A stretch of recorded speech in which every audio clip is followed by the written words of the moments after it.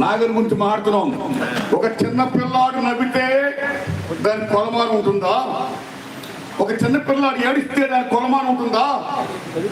అలాంటి పసిపోలుడు నాగన్న. అలాంటి పసిపోలు గురించి మాట్లాడుతున్నప్పుడు let them cry, let them speak, let them tell about Naganna. Please మధ్యలో రాకండి. సభాధ్యక్షులు వేణు గారికి, సతీష్ చంద్ర గారికి, లక్ష్మణ్ గారికి, విమలక్ గారికి, భరద్వాజ్ గారికి, విజయ్కి, గోవర్ధన్ గారికి, అతిరథ మహారథులు పెద్దలందరికీ, మొత్తం పెద్దలందరికీ, అన్నిటినీ మించి నాగన్ అభిమానులకు, మీడియా మిత్రులకు నా వందనాలు.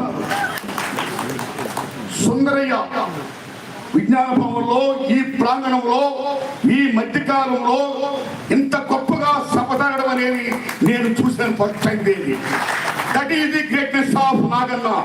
The same time that is the greatness of new democracy party. చాలా మంది కళాకారులు కాలం చేసినప్పుడు అనామకులుగా వెళ్ళిపోతారు. చాలా మంది కళాకారుని ఒక కరివేపాకులాగా వాడు వదిలేస్తారు. చాలా మంది కళాకారుని అది తిన్నాడా, ఉన్నాడా, ఏమయ్యాడు పట్టించుకోరు. అలా కాకుండా నాగన్న గద్దె కట్టినప్పటి నుంచి, అరుణోదయ సంస్థలో చేరినప్పటి నుంచి, నాగన్న మరణించినంత కాలం, ఇప్పుడు మరణించిన తర్వాత కూడా నాగన్న మావాడు, నాగన్న మావాడు, నాగన్న గురించి మేము ఇంత చేసాం, అంత చేసాం, అన్నిటిని మించి నాగన్నే పార్టీకి, ప్రజలకి చాలా చేశాడు. అతను గుర్తించాలి, గౌరవించాలని తెలంగాణ రాష్ట్రం అన్ని జిల్లాల్లోని నాగన్న సభలు పెడుతూ ఈవేళ ఈ సభ ప్రాంగణంలో ఆయన సంస్మరణ సభ ఇంత ఘనంగా చేస్తున్న మీ పెద్దలందరికీ నేను హృదయపూర్వక ధన్యవాదాలు చెప్తున్నాను. అలా ఉండాలి పార్టీ అంటే. పార్టీ తన కళాకారుల్ని, తన బిడ్డల్ని హక్కును చేర్చుకోవాలి, పెంచాలి, పోషించాలి, వాళ్ళ అభివృద్ధిని చూడాలి. సెల్యూట్.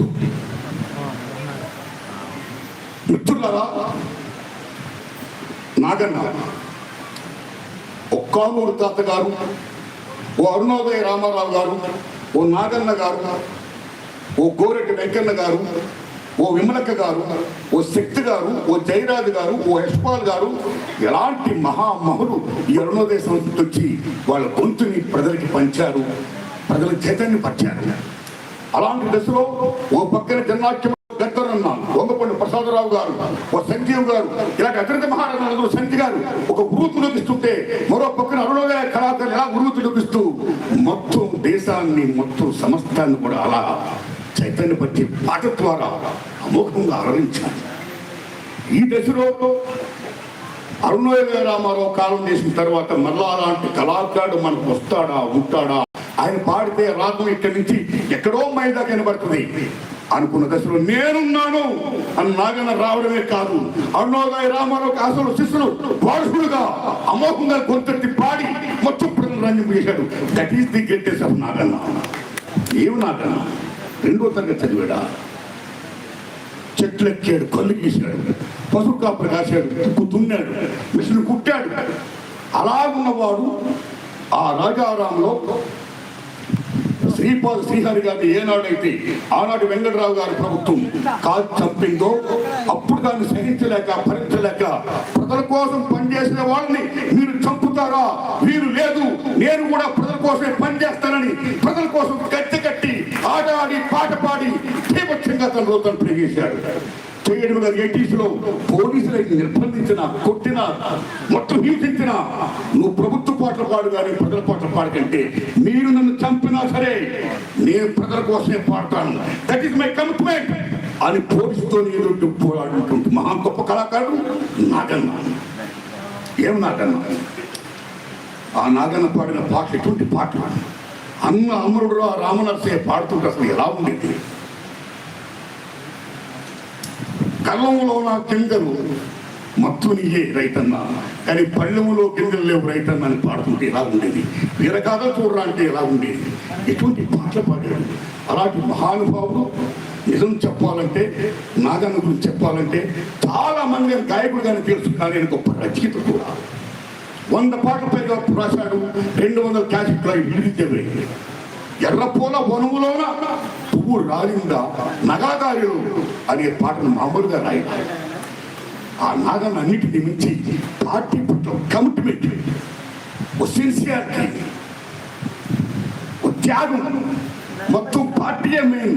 ఎక్కడైనా ఎప్పుడైనా పార్టీని ప్రశ్నిస్తావా నాగనంటే పార్టీలో చాలా మంది పెద్దలు కూడుకొని మొత్తం ఒక నిర్ణయానికి వచ్చారు.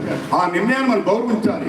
వ్యక్తి కంటే పార్టీ చాలా పెద్దది, ముఖ్యం అని చెప్పిన వాడు నాగన్న. నా సినిమాలో దండోరా సినిమాలో పాట కోసం నేను ఇక్కడ న్యూ డెమోక్రసీ పెద్దలు నేను రికార్డ్ చేశాను. రికార్డ్ చేస్తే వాడు నా మాదాల నారాయణ స్వామి గారిని రికార్డ్ చేయమన్నారు. నేను మాదాల నారాయణ స్వామి గారికి ఫోన్ చేశాను. ఆ మహానుభావుడు వెంటనే, నారాయణమూర్తి గారు మీరంటే మాకు చాలా గౌరవం, ప్రజల పట్ల మీ కమిట్మెంట్కి మీరు తీస్తున్న చిత్రాలంటే మాకు చాలా అభిమానం, మీ పాట మాకు మహానందం అని నాగంతో చెప్పి నా సినిమా పాట పాడించాడు. పాట పాడించడమే కాదు, మీరు నమ్మండి మిత్రులారా, షూటింగ్ ఏం కావాలో సరే సహాయ సహకారం అందించండి అని వాడు పార్టీకి అని చెప్పాడు మాదాల నారాయణ స్వామి గారు. నాకు నన్ను ఒక లొకేషన్కి వచ్చాడు. ఆ సహకారం తను నువ్వు పాడేవదే నాకు చాలని చెప్పాను. ఆ దండోరాలో మీరు నమ్మండి, పాములు రామచంద్రరావు గారు రాసిన పాటది. పొంగు నడుముకు చుట్టమే చెల్లెమ్మన్న పాటని నాగన్న పాడాడు. అమోఘంగా పాడాడు. పెద్ద హిట్ అయింది పాట, మామూలు హిట్ అవ్వాల. అన్నిటినీ మించి జయరాజు గారి ఓ కొండలో కోయిన పాటలు పాడాలి, పల్లెల్లో అక్షర దీపము వెలగాలి, ఆ పాటను నాకు గుర్తు చేసిన నాగన్న. రికార్డు చేయకుండా ఆ పాటను యాక్ట్ చేసిన వందే మాసం బ్రహ్మాండంగా పాడాడు తను. సో నాగన్న చేసిన నిజంగా నవ్వుతున్న భవిష్యత్తు. అతని సహకారం నేను ఇప్పటికీ మర్చిపోలేను. ఆయన డబ్బులు ఇస్తే మీరు నమ్మండి, ఆయన పాట కోసం ఆయన రికమెండేషన్ ఇస్తే ఒక్క పైసాని తీసుకోకుండా పార్టీకి పంపిన గొప్ప కళాకారుడు పార్టీ నాగన్న. గట్టికి నాగన్న.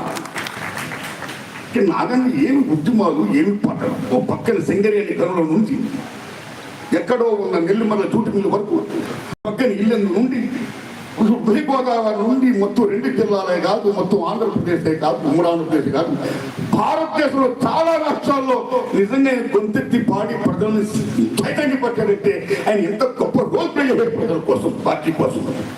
ఇందాక తమిళనాడు కళాకారులు వచ్చి నాగన్న మీద తమిళంలో పాట వేస్తూ అరుణోదయ నాగన్న నీకు వందనం అన్నాడంటే ఆయన ఖ్యాతికి ఎంతవరకు వెళ్ళిందో చూడండి. That is the greatest of Naganna. Thanks a lot to తమిళ కళాకారులకి, థ్యాంక్స్ అలాట్ టు చెప్తున్నాను. ఏమి నాగన్న, ఏమి నాగన్న. ఇప్పుడు మిత్రులారా, నాగన్న ఏం రోల్ ప్లే చేయాలో బ్రహ్మాండంగా ప్లే చేశాడు, అధిరంగా పనిచేశాడు. దాని పార్టీ గుర్తించింది, గౌరవించింది. ప్రజలు ఈవేళ ఆయన జోహార్ చెప్తున్నారు, సెల్యూట్ చేస్తున్నారు. ఆయన జన్మ ధన్యం. అయితే నాకు ఒక విజ్ఞప్తి, ఈరోజు భారతదేశం చాలా క్లిష్ట పరిస్థితుల్లో ఉంది. బాబాసాహెబ్ అంబేద్కర్ మహానుభావుడు రాజ్యాంగంలో ఏం రాశాడో, ఏ హక్కులైతే ఇచ్చాడో సమస్త హక్కులు కూడా ఇవాళ కాలు రాయబడుతున్నాయి. You are losing your constitutional rights. You are losing your constitutional rights. ఏ ప్రపంచ కార్మికులు హక్కుల కోసం ఫైట్ చేసి అనేకమైన మొత్తం త్యాగం చేసి ప్రాణాలే త్యాగం చేసి సాధించారు, ఈవేళ భారతదేశంలో కార్మిక హక్కుల్ని రాజ్యాంగం 4 లేబర్ కోర్టుగా పెట్టి కార్మిక హక్కులు మొత్తం కావరాస్తుంది. రైతుల్ని తీవ్రంగా అనిపిస్తుంది. ఎటువంటి రైతాంగ పోవడం జరిగింది ఢిల్లీలో. చాలా వంచినట్టే వంచి భారతదేశానికి రైతులు నేను క్షమాపణ చెప్తానని చెప్పి నరేంద్ర మోడీ గారు తర్వాత మరలా మాట మార్చారు. రైతులకు అన్యాయం జరుగుతుంది, విద్యార్థులకు అన్యాయం జరుగుతుంది. ఇవాళ జంతర్ మంత్రి దగ్గర విద్యార్థులు ఎటువంటి పోరాటం చేస్తున్నారు, ఎటువంటి ఫైట్ చేస్తున్నారు. పేపర్ లీకులు మొత్తం పేపర్ చాలు. మరో పక్కన సామాన్యుడికి అన్యాయం జరుగుతుంది. సో అన్ని రకాలు కూడా రాజ్యాంగ భక్తులు మనం కోల్పోతున్నాం. ఇవాళ అన్నిటినీ ముంచి ఈ మూల సంపద, మూల వనరులు, మూల బోసలకే చెందాలి. షెడ్యూల్ 5, 6 మొత్తం ఏ కాన్స్టిట్యూషన్ రైట్స్ ఉన్నాయో ఆదివాసులకి 170 యాక్ట్, 140 యాక్ట్, ఇలాంటి యాక్ట్లన్నీ ఏమైపోతున్నాయి. ఇలా అభివృద్ధి పేరు దేశం ఏమైపోతుంది, ఆదివాసులు ఏమైపోతున్నారు, విద్యార్థులు ఏమైపోతున్నారు, నిరుద్యోగులు ఏమైపోతున్నారు, కార్మికులు ఏమైపోతున్నారు, రైతాంగం ఏమైపోతుంది. మొత్తం కార్పొరేట్ సెటప్ అయిపోయి కార్పొరేట్ చేతుల్లోకి కట్టబడుతుంది గవర్నమెంట్. దానికి వ్యతిరేకంగా ఫైట్ చేయాలి కళాకారుడు.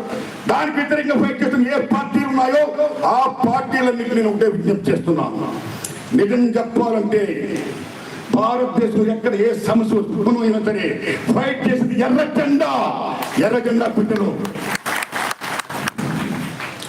కానీ అలాంటి ఎర్ర జెండా బిడ్డలు ఈవేళ ప్రపంచ కార్మికులారా యాగం కండి, పోరాడితే పోయే లేదు భారీ సంకల్ప కార్ల మొత్తం మహానుభావుడు ఏం చెప్పాడో నేను ఒక విజ్ఞప్తి చేస్తున్నా.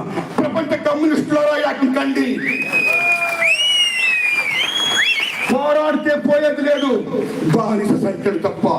ఇలా బిగించున్నాడే ఏమైనా మీరు సాధించగలుగుతారు? ఎర్ర జెండాలు చీలికలైన ముక్కు చెక్కలైపోతే ఏం సాధిస్తుంది? అందుకే ఎనిమిది బలంగా ఉన్నాడు, రాజ్యం బలంగా ఉంది, ఆపరేషన్ గగారంటుంది, ఉద్యమాలు లేకుండా నేను అనిచేస్తానంటుంది, వార్నింగ్ ఇస్తుంది. మార్చి 31లోగా భారతదేశం నక్సలైట్ రైతా ఇండియా చేస్తానని అమిత్ షా గారు. అయ్యా అమిత్ షా గారు, మీరు నక్సలైట్ రహిత భారతదేశం చేయడం కాదు, దోపిడీ రహిత భారతదేశాన్ని చేయండి.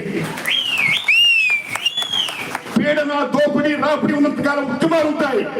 అరచేతిని అడ్డం పెట్టి అరుణోదయ ఆపలేరు మీరు. అవి లేకుండా చేయండి, కార్పొరేట్ పనులు చేయకండి.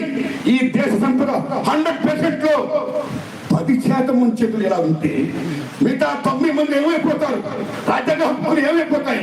అందుకని వాటన్నిటికీ మీరు సాధించాలంటే, వాటన్నిటి కోసం మీరు సాధించి ఫైట్ చేసి పోరాడి అచీవ్మెంట్ చేయాలంటే, ప్రజల పనులు చేయాలంటే మీ కమ్యూనిస్టులు యాగం కండి. అదే అసలు శిశువు నివాళిస్తూ నాకన్నా. Thanks a lot. నమస్కారం అండి.